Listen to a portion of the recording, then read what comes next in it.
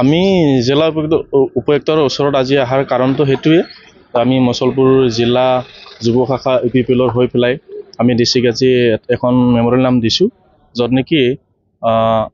আগতে 17টা বছৰতো সেই যোৱাটো চলি আছিলে হাগ্ৰামা মহিলাৰী চৰকাৰৰ দিনত আকৌ 5 বছৰত UPPL চৰকাৰ যিখিনি আমাৰ প্ৰমোদ বড়ো ছাৰে চৰকাৰ চলাই গৈছিলে সেই সময়ত 5 বছৰত যোৱা মেলা সেইবিলাকত মানে পূজা পাতালত চলা নাছিলে তো আকৌ সেই 5 বছৰ আনকি 5 বছৰ যোৱাৰ পিছত আজি 1 বছৰ হোৱাই নাই 6 মাহ হোৱাই নাই তাৰে আগতে চৰকাৰ আহাৰ লগে লগে তাৰে এসপ্তাহ পিছৰ পৰাই যোৱা মদ ভাং সেইবিলাক মেলাত পূজা মেলাত মানে চলিব ধৰিছে তাতে আমাৰ যুৱকসকলৰ ক্ষতি হৈছে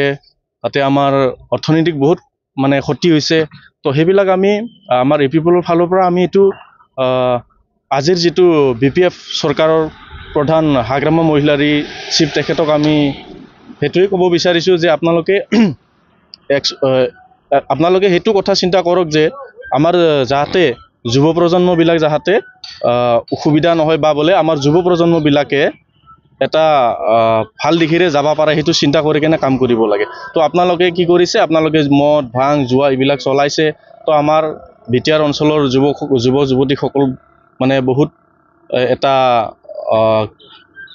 দিশৰে যাবলৈ মানে ধৰিছে তো সেইবিলাক বন্ধ কৰিব লাগে আমি সেইখিনি মানে DC ছাৰক আমি জনাইছো যে প্ৰশাসনক জনাইছো যে আপোনালোকো সেই জুৱা মদ ভাং য'ত নেকি মেলা পূজা চলে তাতে যাতে বন্ধ কৰে সেইটো আমি তাৰ ক্ষেত্ৰত আমি DC ছাৰক এখন জিলা উপায়ুক্তক এখন আমি মেমৰিয়েল নাম দিয়া হৈছে